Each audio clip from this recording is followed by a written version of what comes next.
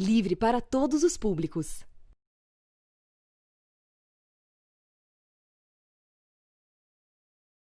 Olá! O Supremo Tribunal Federal autorizou o governo Bolsonaro a vender refinarias da Petrobras sem a necessidade de autorização do Congresso Nacional. A partir de agora, o governo pode colocar em prática o plano de privatização da empresa mais importante do país. Esse é o tema da reportagem de hoje. Na entrevista central, o presidente do Conselho Nacional de Saúde, Fernando Pigato, analisa o corte do orçamento do Sistema Único de Saúde em meio à pandemia do coronavírus, a pior já enfrentada na história do país. Eu sou a Larissa Goldi e começa agora a Central do Brasil.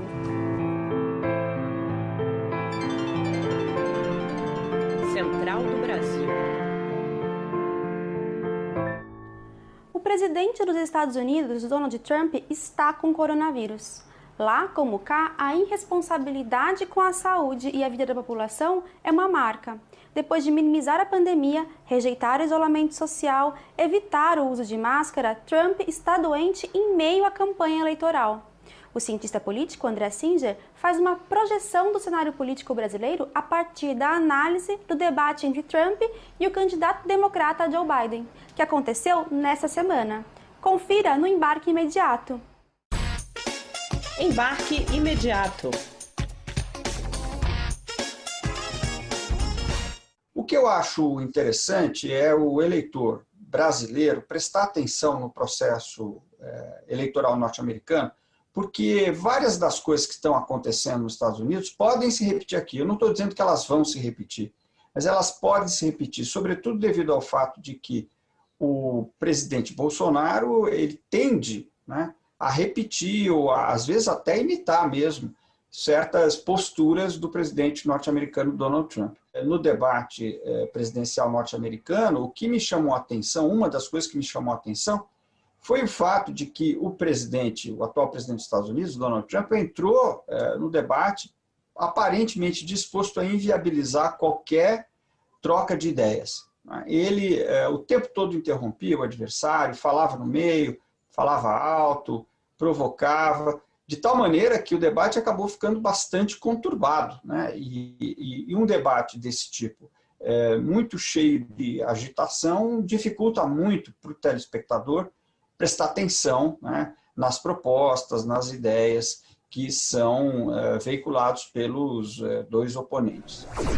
O lucro da Petrobras em 2019 bateu recorde e chegou a mais de 40 bilhões de reais. Mesmo com os lucros altíssimos, a proposta do governo federal é desmontar a empresa e vender o controle de 8 refinarias da Petrobras. Veja na reportagem de Camila Piacese.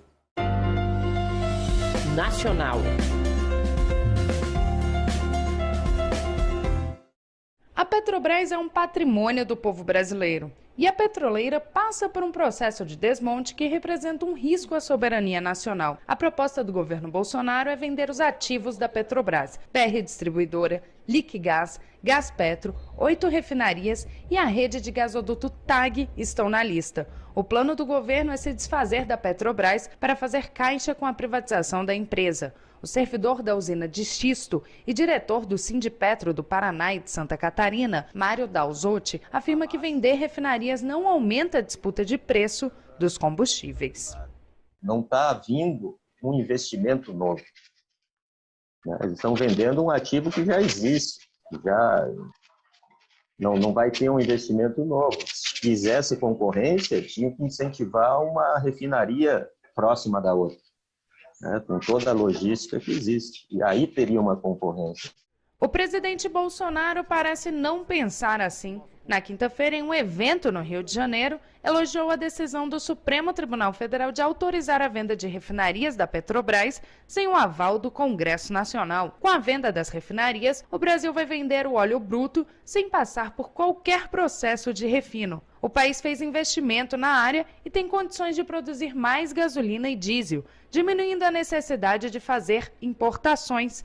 Essa é a opinião do deputado federal do PSB de Pernambuco, Tadeu Alencar. 95% da capacidade de refino da Petrobras é feita por essas refinarias, o que dá a ela uma condição estratégica no mercado de petroquímicas. Aliás, no mundo todo, as empresas estão aumentando os seus investimentos, diversificando os seus negócios, e nós estamos caminhando numa linha contrária a um movimento mundial. O que pensa você do Brasil de hoje? Esse é o tema do Parada Cultural, que conta com a participação super especial da presidenta do Instituto Augusto Boal, Cecília Boal. Parada Cultural.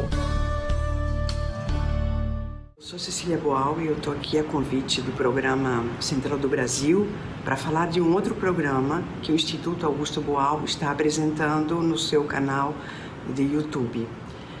É um programa que chama Feira de Opinião 2020, e que foi pensado em função de outra feira de opinião que aconteceu em São Paulo em 1968, como uma resposta à censura que existia naquela época no teatro e imagino que em todos os outros meios de comunicação também, não é? Mas as pessoas de teatro naquele momento se revoltaram contra a censura que cortava todos os seus textos e resolveram se reunir e montar um espetáculo com vários textos curtos de autores atuantes na época, como Guarnieri, Augusto Boal, Lauro César Muniz, Plínio Marcos, alguns compositores também.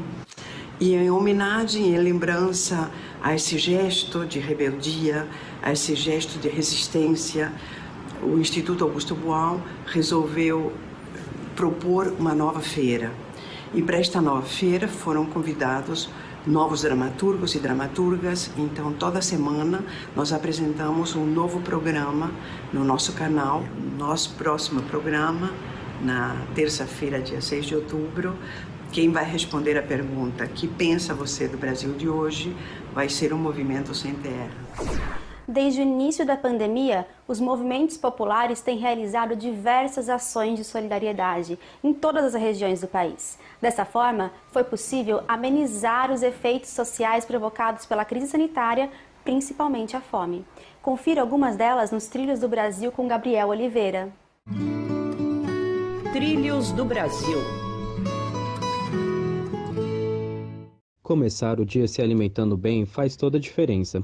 E foi pensando nisso que o Movimento de Trabalhadores por Direitos da Zona Noroeste de Belo Horizonte criou o projeto Café Solidário.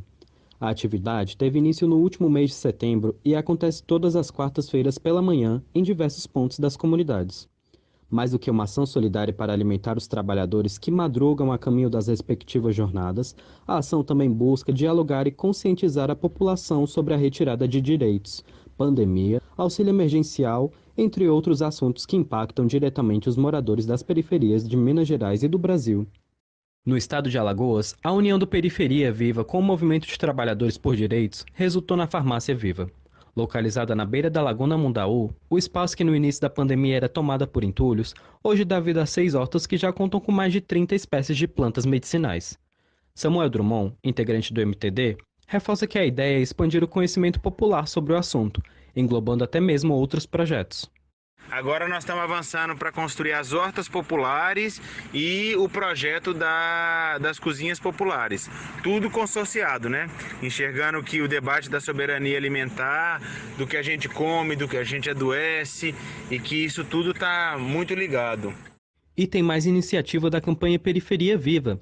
Está sendo promovida até o próximo dia 17 de outubro a Jornada Nacional de Lutas contra a Fome. Integrando movimentos populares por todo o Brasil, as atividades têm como propósito conscientizar e articular as comunidades de forma educativa a respeito do aumento nos custos de alimentação e os cortes no auxílio. Para mais informações, acesse o @Periferia Viva contra o Corona no Instagram.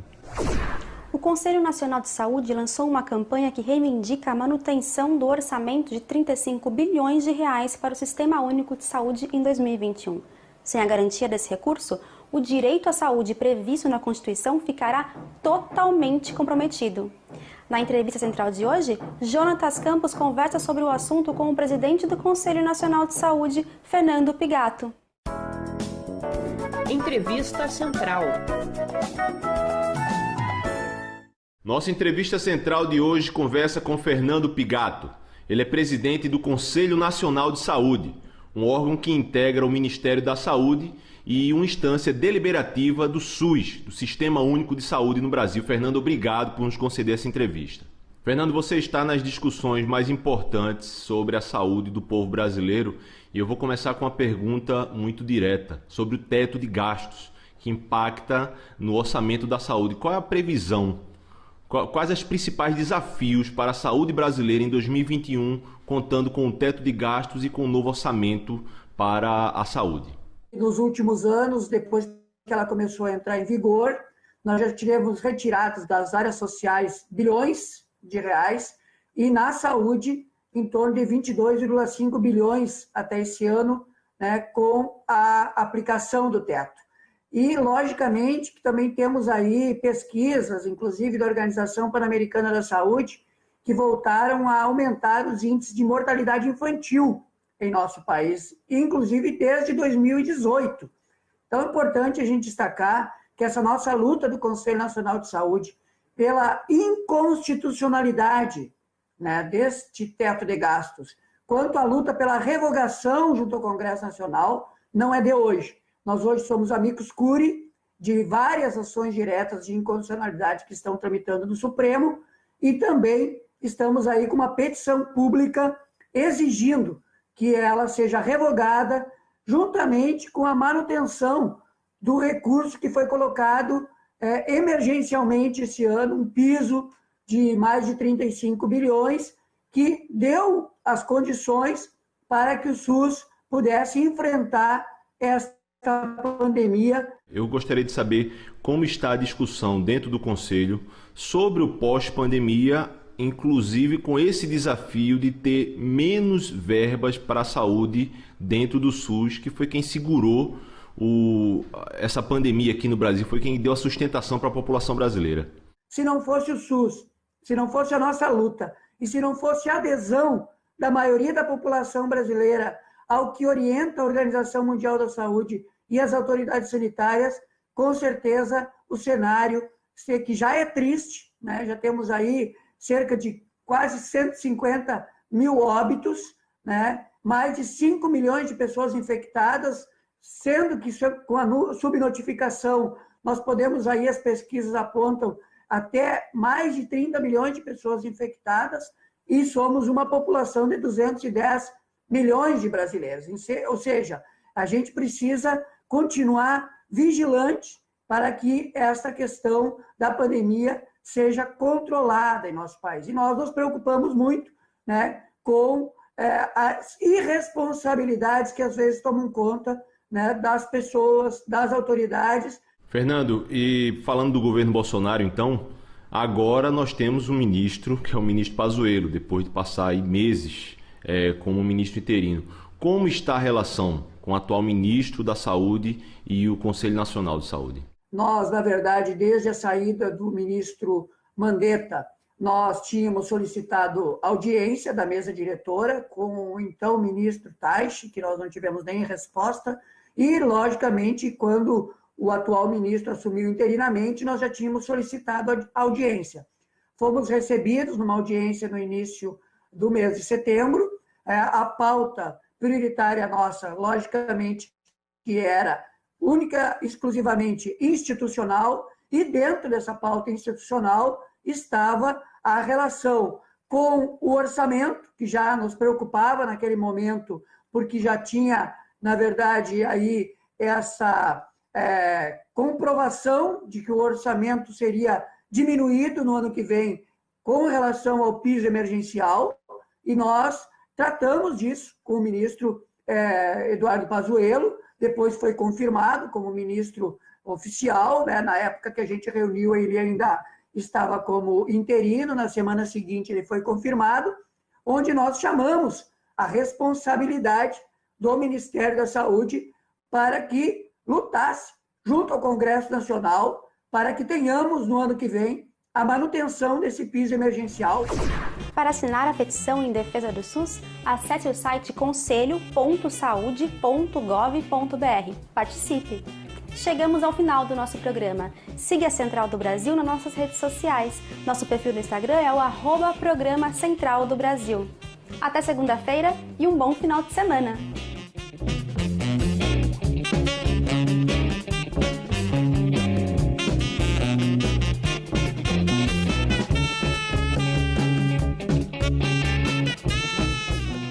Central do Brasil, a rede de comunicação dos movimentos populares.